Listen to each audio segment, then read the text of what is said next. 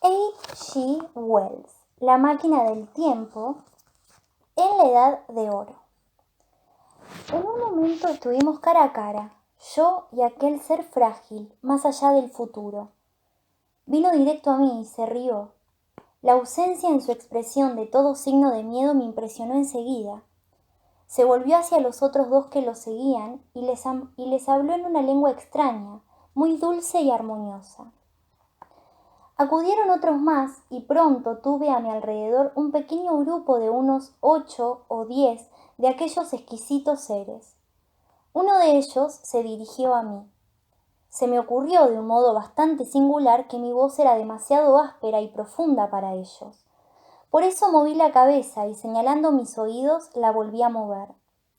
Dio un paso hacia adelante, vaciló y tocó mi mano. Entonces sentí otros suaves tentáculos sobre mi espalda y mis hombros.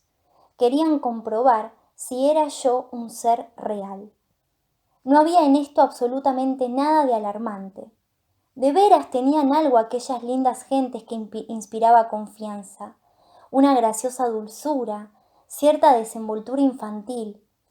Y además parecían tan frágiles que me imaginé a mí mismo derribando una docena entera de ellos como si fuesen bolos. Hice un movimiento repentino cuando vi sus manitos rosadas palpando la máquina del tiempo.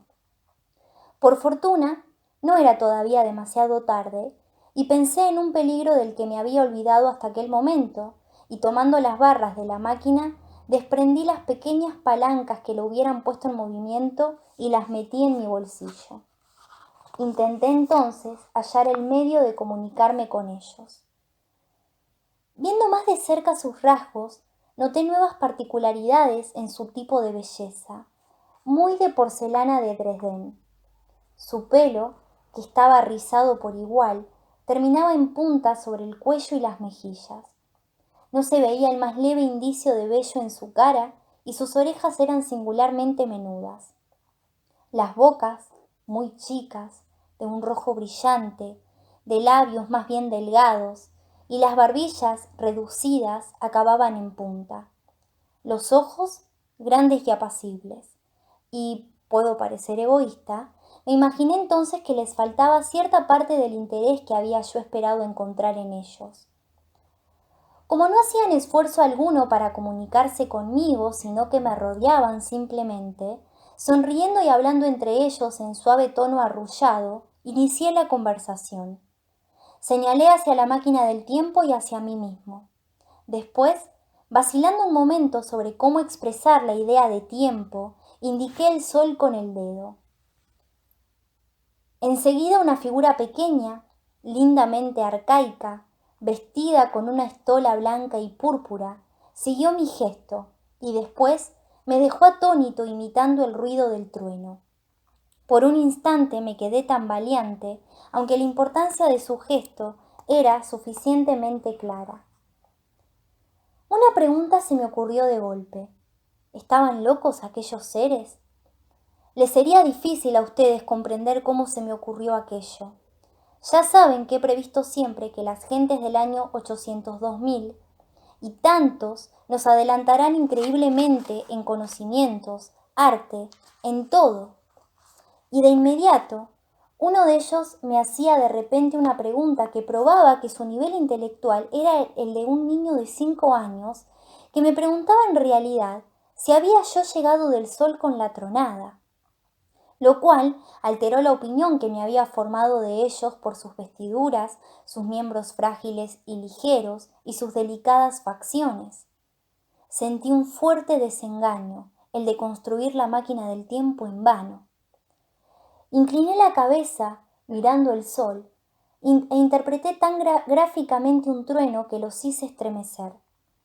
Se apartaron todos un paso o más y se inclinaron. Uno de ellos avanzó riendo hacia mí, llevando una guirnalda de bellas flores que me eran desconocidas por completo, y me la puso al cuello. La idea fue acogida con un melodioso aplauso. Pronto todos empezaron a correr de una parte a otra agarrando flores. Riendo me las arrojaban hasta que estuve casi asfixiado con el amontonamiento.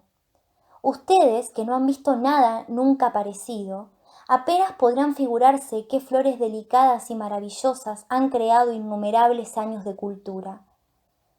Uno de ellos sugirió que su juguete debía ser exhibido en el edificio más próximo, y así me llevaron más allá de la esfinge de mármol blanco, que parecía haber estado mirándome entretanto con una sonrisa ante mi asombro, hacia un amplio edificio gris de piedra desgastada. Iba con ellos y volvió a mi mente con alegría el recuerdo de mis confiadas anticipaciones de una posteridad hondamente seria e intelectual. El edificio tenía una enorme entrada y era todo él de colosales dimensiones. Yo estaba muy ocupado, como es natural, por la creciente multitud de gentes menudas y por las grandes puertas que se abrían ante mí, sombrías y misteriosas.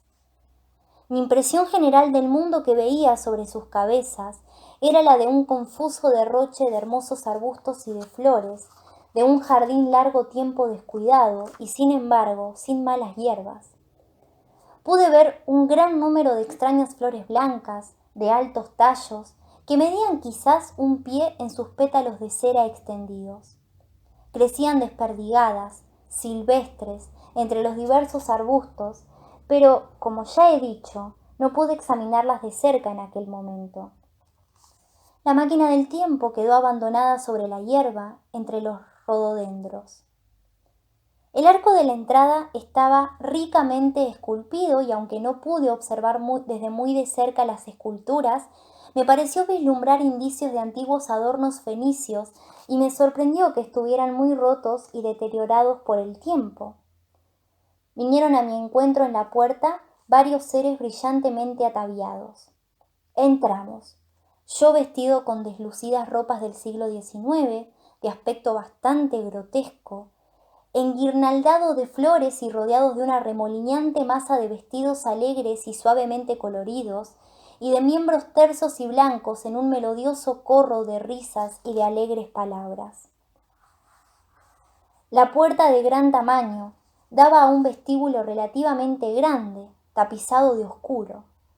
El techo estaba en la sombra y las ventanas, guarnecidas en parte de cristales de colores y desprovistas de ellos, dejaban pasar una luz suave. El suelo estaba hecho de inmensos bloques de un metal muy duro, no de planchas ni de losas. Pensé que con seguridad estaban desgastados por el ir y venir de pasadas generaciones, debido a los hondos surcos que había a lo largo de los caminos más frecuentados. Transversalmente a su longitud había innumerables mesas hechas de losas pulimentadas, elevadas, posiblemente un pie del suelo, y sobre ellas montones de frutas. Reconocí algunas como una especie de frambuesas y naranjas hipertrofiadas, pero la mayoría eran muy raras. Entre las mesas había varios almohadones esparcidos. Los guías se sentaron en ellos pidiéndome que también lo hiciese. Sin mucha perorata, comenzaron a comer las frutas con las manos, arrojando las pieles, las pepitas y lo demás dentro de unas aberturas redondas que había a los lados de las mesas. Yo estaba dispuesto a seguirlos, me sentía sediento y hambriento. Mientras lo hacía, observaba el vestíbulo con todo sosiego. Y quizá la cosa que me chocó más fue su aspecto ruinoso. Los cristales de color, que mostraban un solo modelo geométrico, estaban rotos en muchos sitios y las cortinas que colgaban sobre el extremo inferior aparecían cubiertas de polvo. La esquina de la mesa de mármol, cercana a mí, estaba rota. Igualmente, el efecto general era de una gran suntuosidad y muy pintoresco. Había allí un par de centenares de gente comiendo en el vestíbulo. Muchas de ellas, sentadas muy cerca de mí, me miraban con interés, brillándoles los ojillos sobre el fruto que comían. Todas estaban vestidas con la misma tela suave, sedeña y sin embargo fuerte. La fruta, dicho sea de paso, constituía todo su régimen alimenticio. Esa gente del futuro remoto era vegetariana, estrictamente vegetariana. Yo estaba con ella y pese a algunos deseos carnívoros, tenía que ser frugívoro. Lo cierto es que después noté que los caballos, el ganado, las ovejas, los perros habían seguido el ictosaurio en su extinción. Y las frutas eran en verdad deliciosas. Una en particular, que pareció estar en sazón durante todo el tiempo que permanecía allí, una fruta harinosa de envoltura triangular, era especialmente sabrosa e hice de ella mi alimento habitual. Al principio me desconcertaban todas aquellas extrañas frutas y las flores raras que veía, pero después empecé a comprender su importancia. Ya les he hablado a ustedes bastante de mi alimentación frugívora en el lejano futuro. Calmé un poco mi apetito y decidí hacer una enérgica tentativa para aprender el lenguaje de aquellos nuevos compañeros míos. Era, evidentemente, lo primero que debía hacer. Las frutas parecían una cosa adecuada para iniciar aquel aprendizaje, y tomando una, la levanté, esbozando una serie de sonidos y de gestos interrogativos. Tuve gran dificultad en dar a entender mi propósito. Al principio, mis intentos tropezaron con unas miradas fijas de sorpresa o con risas inextinguibles, y pronto una criatura de cabellos rubios pareció captar mi intención y repitió un nombre. Ellos charlaron y se explicaron largamente la cuestión unos a otros, y mis primeras tentativas de imitar los exquisitos sonidos de su lenguaje produjeron una enorme e ingenua, ya que no cortés, diversión.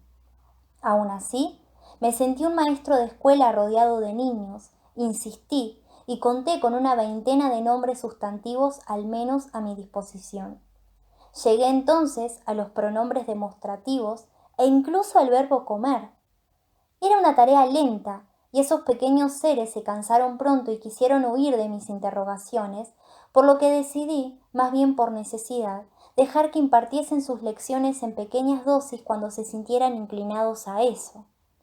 Tenía que ser en dosis muy pequeñas. Jamás he visto gente más indolente ni que se cansase con mayor facilidad.